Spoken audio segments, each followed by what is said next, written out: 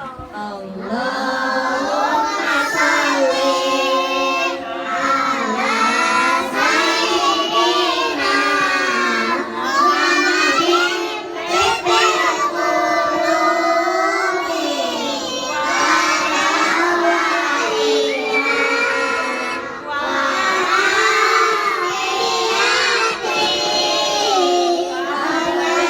al-yadi wa sifaiha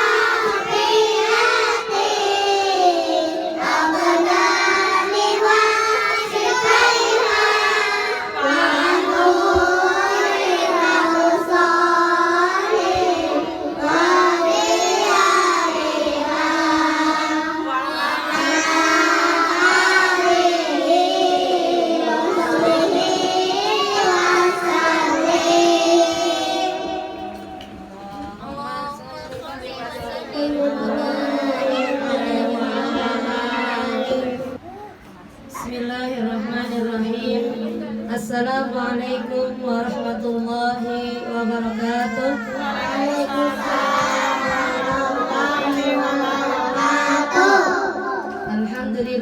Alhamdulillahirabbil alamin. Wassalatu wassalamu ala asyrofil anbiya'i wal mursalin sayyidina wa maulana Muhammadin wa ala alihi washabihi ajmain. Amma ba'du. Yang ulun hormati Ibu penceramah kita, Ibu Dr. Anda Hajah Siti Nurhasana.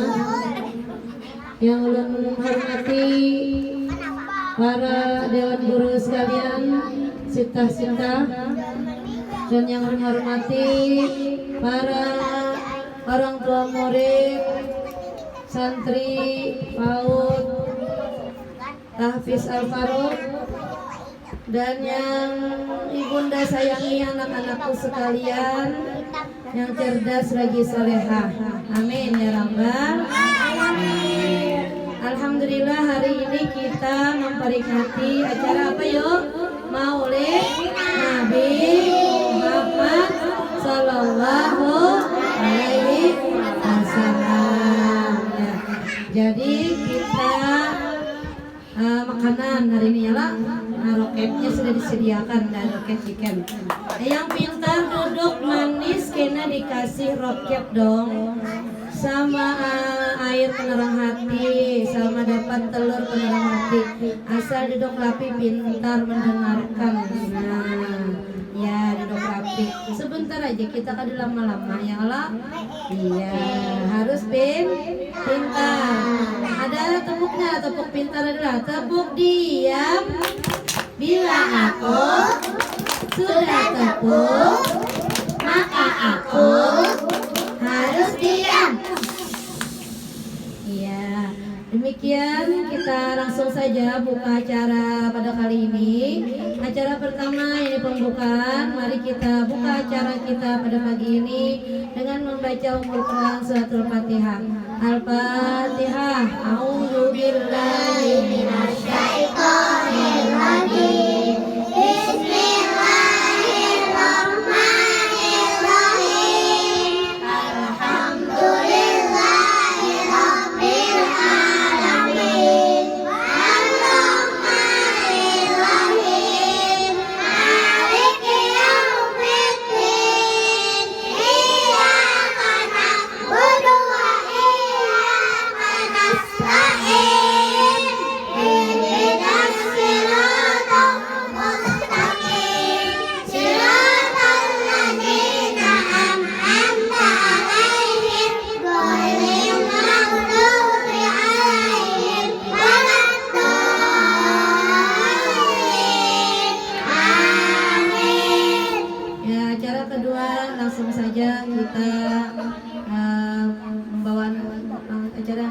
langsung saja kita persilahkan kepada Ibu menceramah untuk memberikan tausiah sekitar Maulid Nabi besar Muhammad SAW.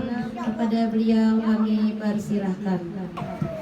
Bismillahirrahmanirrahim. Assalamualaikum warahmatullahi wabarakatuh.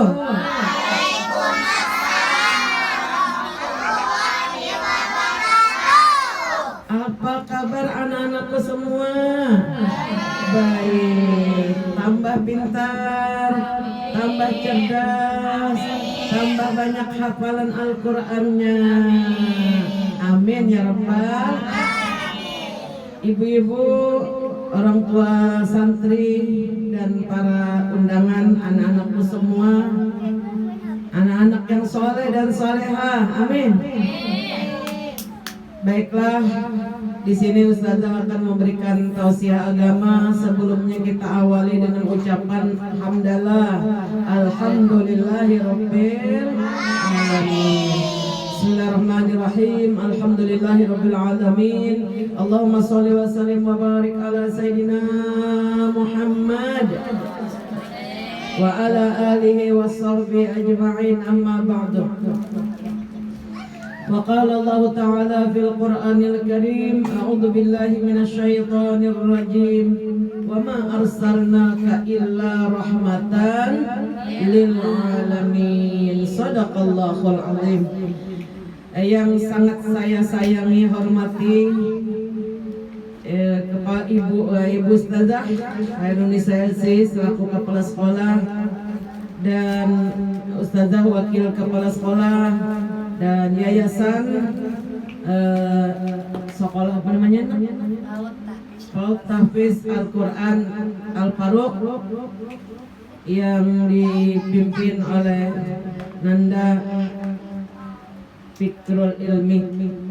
Insyaallah mudah-mudahan dipanjangkan umurnya, disehatkan badannya, dan senantiasa ditolong oleh Allah untuk memperbaiki dan senantiasa untuk kedepannya lagi akan lebih baik lagi dengan asuhan beliau ini TK dan TPA ini insyaallah. Ibu-ibu semua, anak-anakku sekalian, siapkah mendengar ceramah agama? Siap dengar tausiahnya? Siap, pintar sekali. Nabi kita Muhammad sallallahu alaihi wasallam di mana lahirnya? Siapa dapat? Di kota mana Nabi kita lahir? Di kota Makkah. 100. Terus itu Nabi kita lahirnya tanggal berapa anak-anak? 12 Rabiul Awal. Hebat semua. Tanggal 12 Rabiul Awal. Pada hari apa? Ayo siapa yang dapat?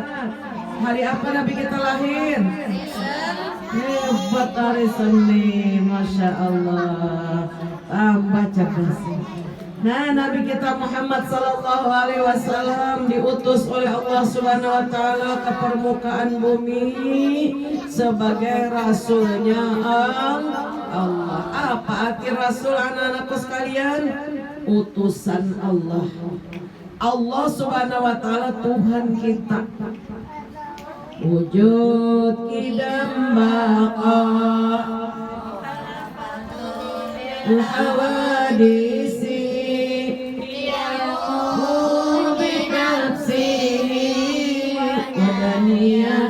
kudrat irada ilmu hayat sama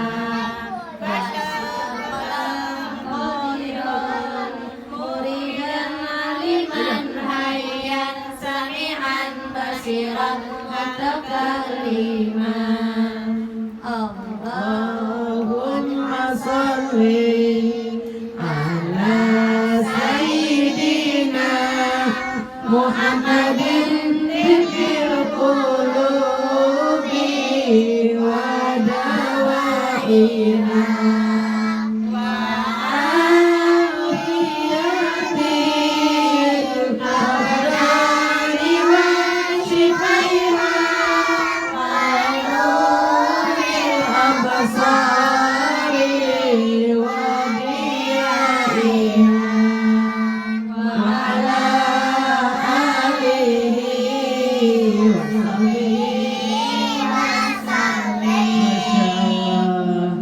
Nah, anak-anakku sekalian, Nabi kita lahir pada tahun apa namanya? Tahun gajah. Hebat, pintar. Kenapa dinamakan tahun gajah? Mau dengar ceritanya anak-anakku? Mau dengar ceritanya? Karena Rasulullah Sallallahu Alaihi Wasallam lahirnya di tahun gajah. Pada tahun itu terjadi peristiwa yang sangat besar, yaitu ada satu orang raja yang kejam, lagi bengis. Siapa nama raja itu? Dari orang Nasrani yang datang dari Yaman. Siapa nama rajanya? Abraham membuat tempat ibadah gereja yang sangat besar. Dia aja yang punya gereja yang besar itu, anak-anakku. Nah, dia serakah orang-orang Nasrani pada datang ke gereja tadi. Nama gerejanya Ulais. Dia mengirim surat kepada Raja Najasyi di Ethiopia. Wahai Raja Najasyi, kata Abraham, aku telah membikinkan gereja yang terbesar buat kamu, tapi hatiku belum puas. Aku nggak senang kalau orang-orang Arab masih ada yang datang berhaji ke Baitullah. Aku inginnya, kata Abraham, orang-orang Arab ini jangan lagi ke Ka'bah sana untuk berhaji. Biar dia berhaji ke gerejaku aja. Tentu orang Arab tidak mau. Betul apa betul dah? Tidak suka dia, mana bisa berhaji ke gereja. Dia pun akhirnya memutuskan untuk meruntuhkan Ka'bah. Dia membawa 60.000. Berapa banyaknya 60.000 gajah? Berapa banyaknya gajahnya? 60.000. Banyak. Pernah lihat gajah? Ayo, pernah lihat gajah? Siapa yang pernah lihat gajah angkat tangan? Di TV ya? Di TV. Nah, gajah besar tak? Besar apa kecil? Telinganya besar, belalainya panjang sekali. Itu banyaknya, anak-anakku sekalian, sebanyak 60.000 gajahnya. Datang dari Yaman. Dia melewati berbagai negeri. Semua negeri yang dia lewat mesti tunduk kepada Abraham. Terakhir dia lewat di negeri Taif. Sudah pernah ke Mekah, anakku? Belum. Mudah-mudahan sama mamanya, abahnya nanti keluarga bisa naik haji ke Mekah, bisa berumrah, bisa berziarah ke Taif. Lalu tentara Abraham tadi lewat di Taif. Dia pun menaklukkan kota Taif dan dia minta seorang penunjuk jalan dari orang Taif ini untuk mengarahkannya menuju Mekah. Begitu sampai di perbatasan Mekah, di satu perkampungan yang namanya Mina. Apa namanya, nak? Mina. Yang hari ini jamaah haji mesti bermalam di Mina. Ada yang 3 malam, ada yang 4 malam bermalam di Mina dalam prosesi ibadah haji. Apa yang terjadi, anakku? Semua mau dengerin apa sambungannya? Gajah yang sebanyak 60.000 tadi mogok, nggak mau jalan. Sampai di batas Mina tadi dia udah mau masuk Mekah. Dipukul gajah tadi, tetap dia tidak mau. Udah mau masuk Mekah. Dan akhirnya si Raja Abraham tadi kecewa. Dia mengambil segala onta-onta yang digembalakan di batas kota Mekah, termasuk ontanya kakeknya Rasulullah. Siapa namanya kakek Rasulullah? Abdul Muthalib. Abdul Muthalib seorang saudagar onta.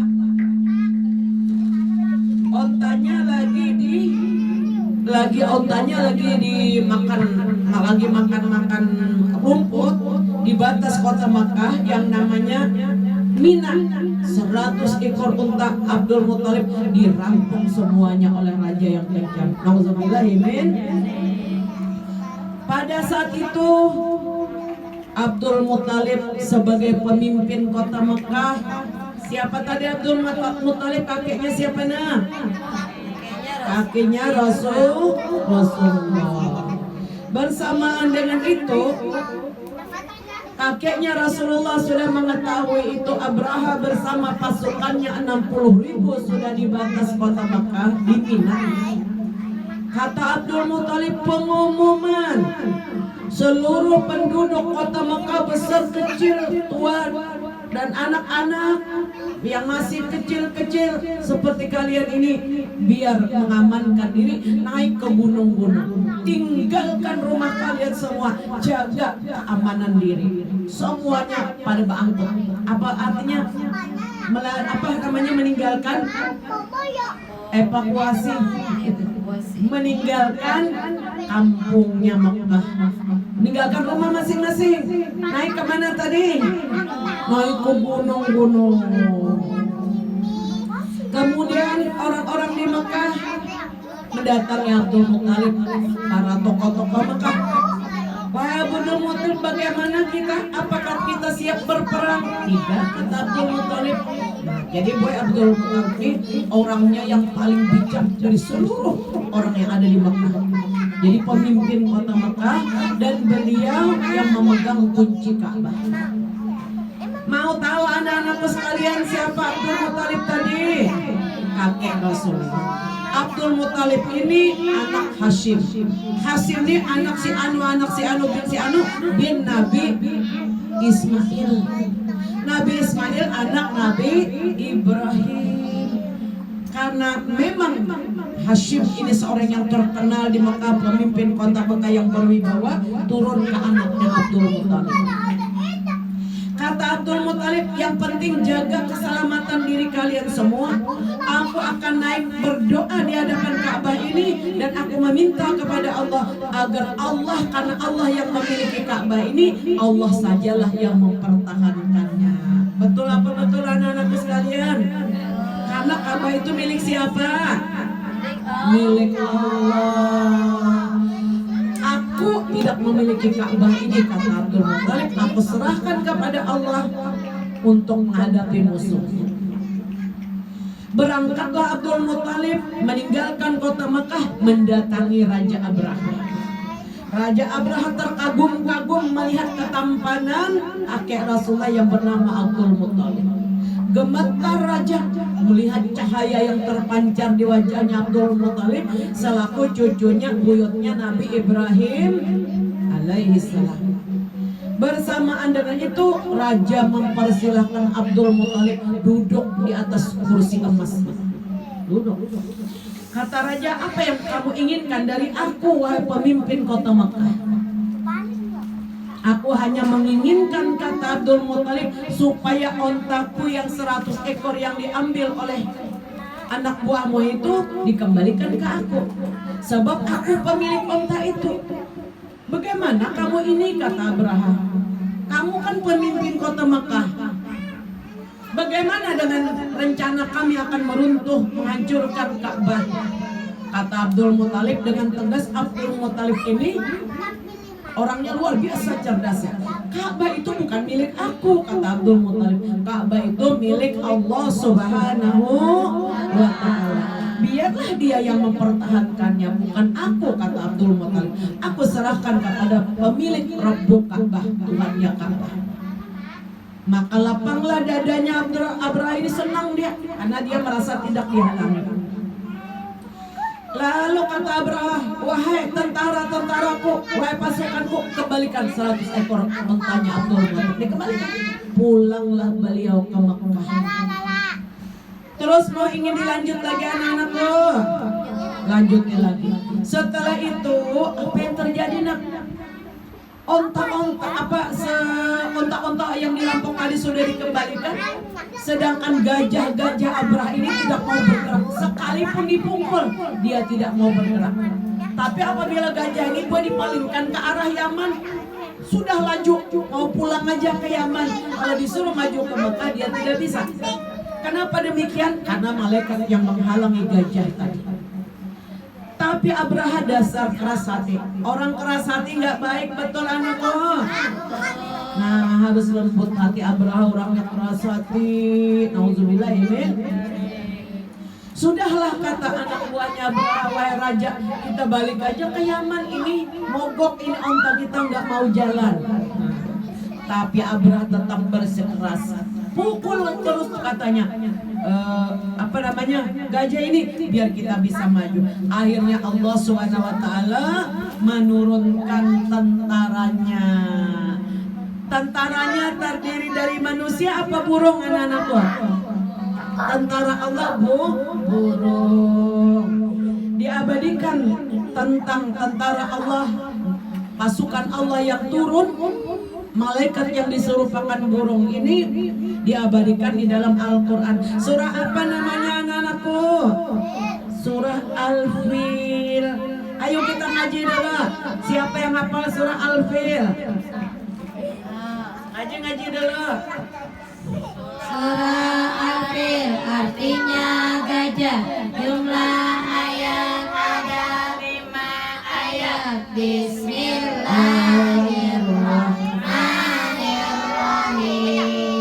Alam tara kaifa fa'ala rabbuka bi ashabil fil. Alam yaj'al kaidahum fi tadlil. Wa arsala 'alaihim tayran ababil. Tarmihim bihijaratin min sijil. Faja'alahum ka'asfin ma'kul. Sadaqallahul azim. Hebat, bacaannya bagus. Alhamdulillah. Alam tara kaifa fa'ala rabbuka bi ashabil fil. Apakah kalian ujar Allah tidak memperhatikan bagaimana Allah membinasakan tentara Raja Abraha dan pengikutnya yang menaiki kendaraan apa tadi? Hewan apa yang dinaiki Abraha? Wa arsala alaihim tayran ababil. Allah mengutus malaikat diserupakan dengan burung ababil.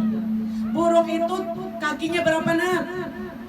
Ada berapa tangannya burung tuh atau kakinya burung berapa? Ada 2. Burung tadi 30.000, tapi tangannya memegang batu yang berapi. Nah, jadi 30.000 burung membawa masing-masing 2 biji. 2 biji, 2 kali 30.000 berapa nak? 60.000. Semua dilemparkan kepada pasukan bergajah tadi, tidak ada yang meleset. Di batu-batunya itu kecil anak-anakku, seperti kacang. Sudah pernah makan kacang? Sudah pernah makan kacang goreng? Nah, di batu itu bertulis sudah nama tentara Abraha yang dibinasakan si Anu bin si Anu. Nauzubillah, amin. Dijatuhkan. Nah, ini misalnya nih tentara Abraha, nah dijatuhkan di sini. Dijatuhkan batunya terus tembus ke tanah. Awaknya tuh berlobang-lobang seperti daun yang dimakan ulat. Nauzubillah, amin. Kalau jatuh di kepala langsung keluar di telapak kaki, mati dalam sekejap. Nauzubillah, amin. Mati semuanya, nggak ada yang selamat. Berapa tadi jumlah pasukannya? 60.000 mati semua.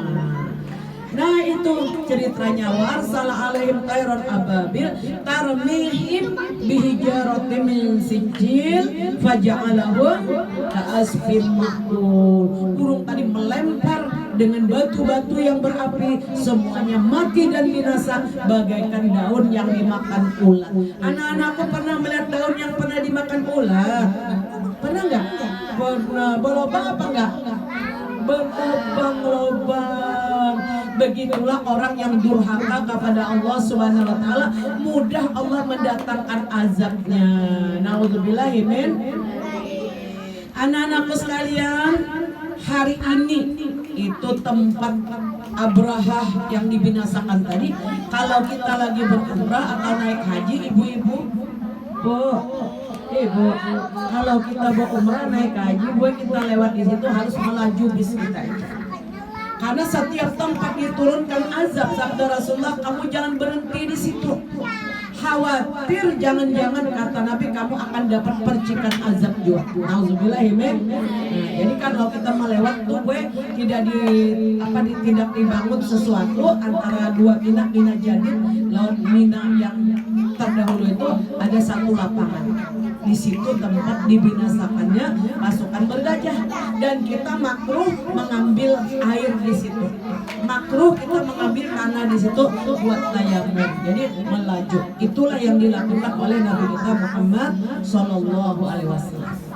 Setelah itu bersamaan dengan tahun itu anak-anakku sekalian lahirlah junjungan kita Nabi besar Muhammad Sallallahu Alaihi Wasallam. Beliau lahir di perkampungan Hujun namanya. Jadi jarak perkampungan Hujun itu anak-anakku jaraknya perkampungan Hujun itu tempat kelahiran Nabi kita itu hari ini rumah Nabi itu diabadikan, dijadikan perpustakaan rumah ayah bunda Nabi. Siapa ayah Nabi namanya anakku? Abdullah. Siapa nama bunda Nabi? Aminah. Siapa yang bisa menyanyikannya? Kasidahnya. Ayo. Sudah. Nah, sudah apa ya nak? Abdullah nama ayahnya, Aminah nama ibunya.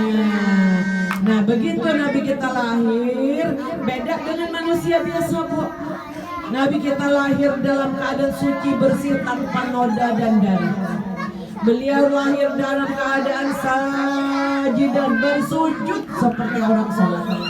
Anak-anak sudah sholat, bisa sholat, sujud, sajidan sujud, syakiran bersyukur, hamidan mengucap alhamdulillahi rabbil alamin. Anak-anakku sekalian, setelah itu Nabi kita lahir, dibersihkan, dikasih pakaian bayi. Setelah itu dibawalah oleh kaki beliau bertawaf di Baitullah. Mau ke Mekah, mau berumrah, mau naik haji. Katakanlah Allahumma yasir lana ziarah Makkah wal Madinah bi barakati Nabiyina Muhammadin Sallallahu Alaihi Wasallam. Amin ya Rabbal Alamin. Setelah itu anak-anakku sekalian, Nabi kita dibawa tawaf oleh kakeknya. Siapa tadi namanya? Abdul Muthalib. Lalu diciumkan ke Hajarul Aswad. Apa itu Hajarul Aswad?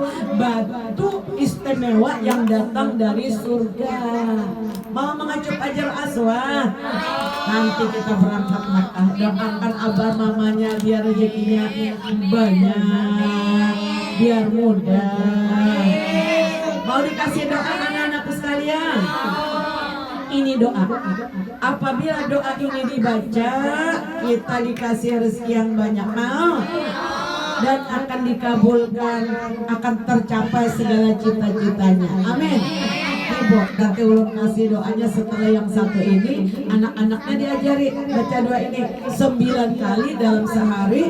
Insya Allah apa yang dicita-citakannya, misalnya pengen jadi kiai, kabul. Pengen jadi ustaz, kabul. Amin. Pengen jadi apa aja, ini dan rezeki dimudahkan. Iringi ibu Ustazah. A'udzubillahi minasyaitonirrajim. Bismillahirrahmanirrahim. Allahu latifum bi ibadihi yarzuqu man yasha wa huwal qawiyyul aziz. 9 kali itu buat insyaallah kalau diamalkan tiap hari cuma 9 kali kita akan dimudahkan untuk mendapatkan rezeki yang halal. Atur Bu. ibu-ibu. Dan yang bisa diamalkan, insya Allah kalau disering dibaca, anak-anak kita juga mudah menghafal, cukupkan rezekinya, bisa berhaji, bisa berumrah, dan bisa menyekolahkan anak-anak dari TK sampai ke perguruan tinggi sampai dapat kerja yang mapan dan baik. Insya Allah ini amalan orang-orang tua kita terdahulu. Allahu latifun bi ibadi yarzuqu man yasha wa huwal qawiyyul aziz. 9 kali buat seraja habis sholat subuh kah, habis sholat maghrib akur bo, akur anak-anakku semua.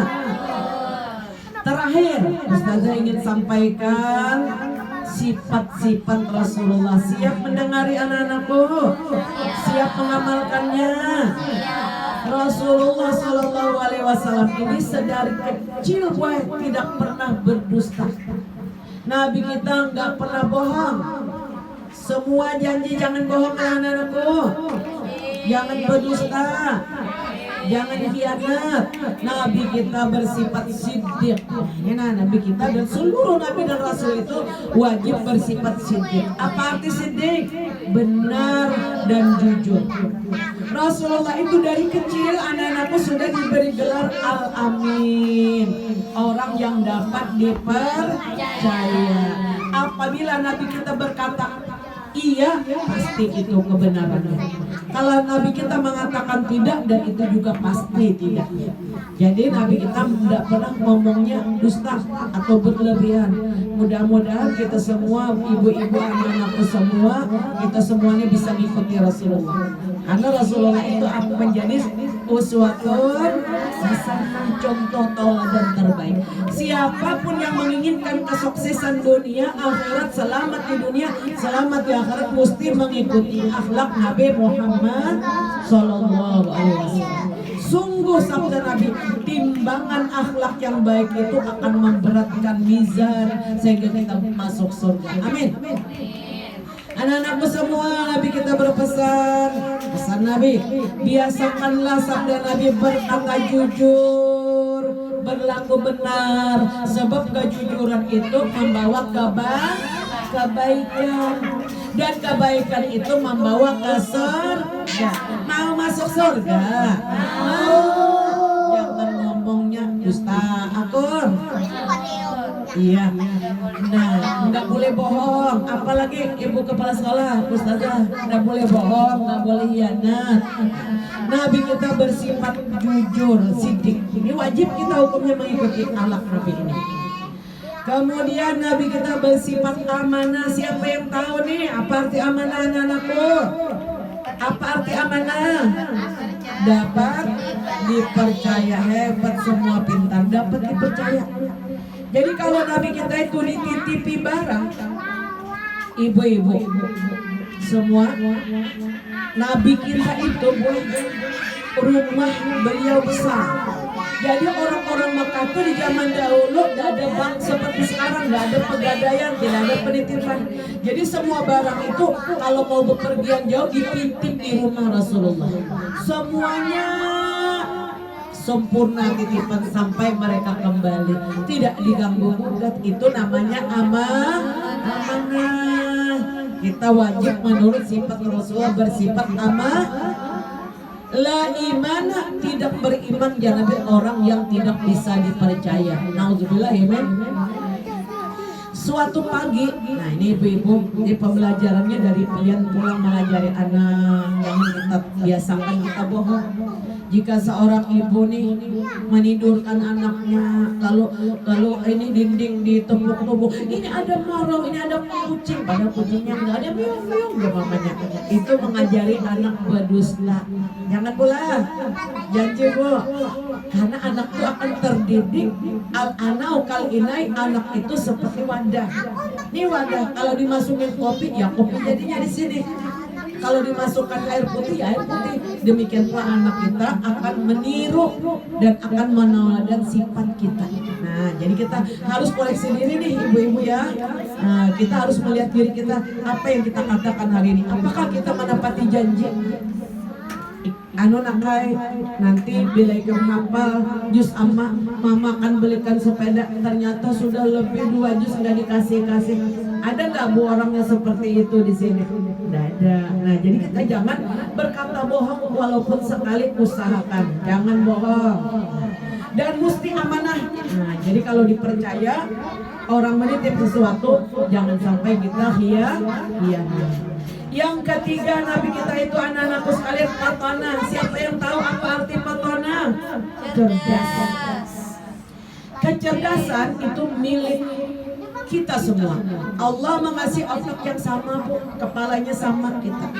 Cuma tergantung abah mamanya, tergantung guru-gurunya. Yang paling besar perannya abah mama di rumah. Karena anak-anak kita cuma beberapa jam sekolah. Berapa ibu kepala sekolah waktu berapa jam anak-anak di sini? Sampai mulai Pagi jam 8 sampai 4 jam. 4 jam. Nah sisanya di rumah. Nah jadi untuk mengasah kecerdasannya pian. Paling ustazah asatidzah di sini melajari menghafal surah Al-Insan. Paling 3 ayatnya, sisanya pian bisi PR di rumah. Angkor kabo. Begitu anak kita menghafal Al-Quran, kita juga akan hafal. Amin ya Rabbal. Seseorang akan dipanggil di hari kiamat untuk mendapatkan pangkat di dalam surga. Kata malaikat penjaga surga, berapa ayat kamu hafal Al-Quran? Dahulunya kita kada hafal Alam Nasrah, gara-gara nyekolahkan anak di TPA Al-Faruq, hafal. Dulunya kita kada hafal surah Wat-Tuha, hafal. Dulunya kita kada hafal surah At-Tin, hafal. Alhamdulillah, karena kita yang di rumah untuk membantu anak-anak bisa menghafal. Ini buat bermanfaat bukan di dunia tapi nanti di akhirat. Seseorang akan masuk ke surga dalam tingkatan yang mana sebanyak hafalan Al-Qur'annya. Mudah-mudahan anak-anak kita nih buena seberataan, anak cucu keluarga menjadi penghafal Al-Qur'an. Amin ya Rabbal. Nah, kecerdasannya kita yang ngaturnya kecerdasannya. Nah jadi di rumah anak-anaknya sering diajari menghafal Al-Quran. Atau pian misalnya kecapean juga banyak gawian. Nah kita ada di rumah TV atau video kita putarakan, tapi jangan dikasih ke anak, nanti dia nonton yang salah. Nah jadi video kita putarakan just sama dia keluar ke dalam main-main, telinganya main juga mendengar. Hanya anak kita tuh hafal just sama hafal nanti juz yang pertama alif lam mim itu didengar dan itu terekam dalam otaknya. Ada berbagai macam cara untuk mengasah kecerdasan anak. Pasti ini yang paling besar fungsinya yang berwenang untuk ini ibu dan bapaknya di rumah. Sekalinya di hari kiamat gue bukan anak kita aja yang naik derajatnya, kita umat juga naik derajatnya. Amin ya Rabbal. Terlebih lagi Nabi kita Muhammad SAW memberikan spirit pesan semangat kepada kita. Siapa yang mempunyai anak, lalu anak kita ini menghafal Al-Quran, kemudian pastazarahu fa'ahala-halalahu, yang halal dikerjakan, yang haram dijauhnya, adkhalahullahu jannah, Allah pasti memasukkan anak kita itu buat ke dalam surga. Wa syafa'ahu bi asratin min ahli baitihi, 10 orang keluarganya dijamin masuk surga. Amin. Anak-anakku mau bawa abah mama masuk surga. Anak-anakku mau bawa nenek kakeknya masuk surga. Iya, baca Al-Quran sampai pintar, sampai mengamalkannya. Amin ya Rabbal. Nah, jadi ini perlu perjuangan buat serumahan kita melajari anak yang hafal Al-Quran. Karena orang yang belajar di waktu kecil bagaikan mengukir di atas batu. Oh, berkesan. Orang yang belajar sudah tua bagaikan mengukir di atas air. Betul apa betul Bu? Tadi hafal sudah 3 ayat, soalnya seminggu kalau kita baca hilang ulang hafalan. Nah jadi apa yang pian ajarkan hari ini para asatizah dan ustazah kepala sekolah ini adalah amal pian. Jadi anak-anak kita ini ibu-ibu serta para asatizah ladang amal. 1 huruf kita mengajarkan kepada anak alif, kita diampuni 10 dosa. Amin. Dinaikkan 10 derajat, dicinta oleh Allah 10 kali lipat. Bayangkan lam itu dua huruf, apalagi mengajar sampai 4 jam sampai sore. Mudahan para asatizah ini bisa sabar mendidik anak-anak, bisa lebih tekun. Nah, demikian pula ibu-ibu nanti di rumah, karena buat kita nih ada batasan umur. Betul apa betul, Bu? Umur umat gue Nabi antara 60 dan 70. Bila kita sudah meninggal dunia, putuslah kesempatan beramal. Illa bin salasin, kecuali 3 perkara. Apa yang 3 perkara itu? Amal jariah. Kita misalnya pernah menyumbang untuk TK Al-Faruq, ini dimanfaatkan. Ini amal jariah. Kita meninggal dunia tetap datang pahalanya. Kita pernah menyumbang untuk masjid, itu pahala amal jariah. Kemudian yang berikutnya lagi, ilmu yang bermanfaat. Ini para asatizah nih ngasih ilmu ke anak-anak biar pintar. Nah, ini ilmu yang bermanfaat. Anaknya nanti dia pandai baca Quran, nanti dia besar berkeluarga, ngajari anaknya. Kita selalu tambah kaya di dalam kubur. Amin ya Rabbal. Kemudian yang ketiga, waladin solehin yadullah, anak atau cucu yang soleh, ini mendoa. Nah, doanya tuh sampai buat kita. Amin ya Rabbal. Jangankan kita buat Nabi Allah Ibrahim, orang yang menjadi Khalilur Rahman, kekasih Allah, masih meminta kepada Allah. Sama-sama, Bu. Bismillahirrahmanirrahim. Rabbi habli minas solihin. Ya Allah, jadikan anak-anakku menjadi anak yang soleh.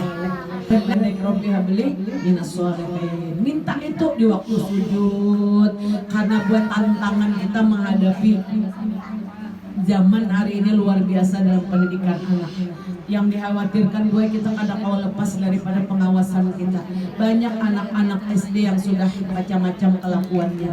Nah, jadi pendidikan ini luar biasa. Suatu hari Nabi kita Muhammad SAW selesai berhari raya Idul Fitri, keluar dari masjid, beliau terkejut melihat anak kecil, anak laki-laki yang sedang duduk menangis. Lalu Nabi bersabda, "Wahai anak, apa yang terjadi dengan dirimu?" Kata anak kecil tadi, dia tidak tahu dengan Rasulullah. Ayahku meninggal dunia dalam peperangan bersama Nabi Muhammad, katanya. Ibuku menikah lagi, suaminya mengusir aku dari rumahku, sehingga aku terlunta-lunta. Tidak ada yang menjamin makan aku, tidak ada yang kasih pakaian buat aku. Nah, dia menangis. Lalu Nabi bersabda, "Wahai anak kecil," Nabi, "wahai anak, maukah engkau aku Nabi Muhammad sebagai ayahmu menoleh?" Dia pun senang. Mau, katanya. Nah, maukah engkau Aisyah sebagai ibumu, Fatimah sebagai kakakmu? Oh, senang anak kecil tadi. Lalu dituntun oleh Rasulullah, dibawa ke rumah beliau menjadi anak angkatnya, lalu dibersihkan, dimandikan, dikasih makan, dikasih pakaian yang baik, dikasih minyak wangi. Dia pun setelah itu keluar bermain bersama anak-anak di depan masjid. Lalu kawan-kawannya dikaget, "Kamu tadi nangis, pakaiannya sudah luar biasa lusuh. Sekarang kamu pakaiannya bagus, badan kamu wangi, kamu ceria. Apa yang terjadi dengan dirimu?" Katanya, "Aku bangga. Aku sekarang punya ayah Rasulullah Muhammad ibn Abdullah. Aku punya ibu Aisyah Ummul Mukminin. Aku punya saudara Fatimah Al-Zahra, dan aku punya saudara Sayyidina Ali." Subhanallah. Nah, itu begitu Rasulullah tuh gue penyayangan. Man la yurham la yarham. Tidak akan disayangi oleh Allah orang yang tidak menyayangi anak-anak. Di dalam surga itu gue ada satu pintu yang khusus, yang bisa hanya dimasuki oleh orang yang pandai mengasihi anak-anaknya. Nah, mudah-mudahan kita masuk di situ. Suatu hari datanglah seorang perempuan membawa bayi yang masih kecil, yang masih digendongan ke hadapan Rasulullah. Nabi kita tuh senang dengan anak kecil. "Sini," kata Nabi, "bayi itu berikan kepadaku." Lalu di pangku Nabi anak kecil tadi, lalu dia kencing. Ibunya langsung dengan kasar mengambil anak tadi di tangan Rasulullah. Rasulullah berkata, "Perlakuanmu yang seperti ini tidak dibenarkan terhadap anak ini." Nah, jadi kita berlaku kasar mah ambil kene jangan boleh tangan Rasulullah. Rasulullah tidak terima. Tahukah kamu soal kencing ini mudah dicuci kata Nabi, tapi perlakuan kasarmu itu tidak benar. Nah, jadi anak-anak tuh tumbuh kembang menjadi orang lembut atau kasih sayang tergantung pendidikan abah mamanya. Mudah-mudahan kita bisa memperlakukan anak sebagaimana yang dipesankan oleh Nabi kita Muhammad SAW. Ada satu pelajaran lagi, Bu. Suatu hari Rasulullah sedang duduk bersama para sahabat akan menyampaikan tausiah agama. Datang Sayyidina Ali, menantu kesayangan Nabi kita, disusul oleh Sayyidina Hasan dan Husain yang masih balita, Bu. Ternyata Hasan dan Husain yang masih balita ini mendatangi Rasulullah, lalu megangi leher sini, Mbak Ambin di awak sini. Nah, Mbak Ambin bahasa kita pula, bahasa Indonesianya tuh ya naik-naiklah ke badan Rasulullah. Lalu Sayyidina Ali mengambil anaknya ini lalu dipukul. Wahai Ali, jangan engkau pukul anak ini, tapi kamu kasih makan yang baik, yang cukup, beri pakaian yang bagus, beri makan, berikan dia pendidikan yang baik. Jadi Nabi kita tidak suka dengan ibu yang suka memukul anaknya. Jangan engkau tangiskan anak-anakmu, sabda Nabi. Kenapa, Bu? Ternyata dilihat dari segi pendidikan, anak tuh bila ditangiskan, otaknya tuh berkurang kecerdasannya. Jadi kita nih harus paham. Jadi anak tuh jangan sering ditangiskan. Bagaimana caranya anak kita tuh biar cerah hatinya, gembira, biar mudah menerima pelajaran. Nah, ini aja dulu nah yang bisa Ibu sampaikan, mudah-mudahan besar manfaatnya buat kita, buat ibu-ibu, buat kami juga, dan buat para asatidzah, buat anak-anak semua kita memiliki ladang amal yang luas dalam pendidikan agama Islam ini. Karena Rasulullah SAW bersabda bahwasanya sabda Nabi, Allah Subhanahu wa taala memandang dengan pandangan kasih sayang, Allah menjamin dengan jaminan surga orang-orang yang berkecimpung dalam pendidikan agama Islam. Karena orang yang tidak memperhatikan majunya agama Islam ini, orang itu falaysa minna, bukan tergolong umat kami. Nauzubillahimin. Nah, jadi kita tetap semangatlah, para asatidzah semangat untuk mendidik anak-anak ini serius dan aktif, dan orang tua juga harus serius, dan anak-anakku semua biar kita semua dapat menjadi anak-anak yang menjadi qurratu ayun, menjadi penyejuk mata, penenang batin bagi Rasulullah, bagi ibu bapaknya dan keluarganya dan bangsanya. Amin ya rabbal alamin. Assalamualaikum warahmatullahi wabarakatuh. Bismillahirrahmanirrahim. Subhanakallahumma wa bihamdika asyhadu an la ilaha illa anta astaghfiruka wa atubu ilaik. Walhamdulillahirabbil alamin.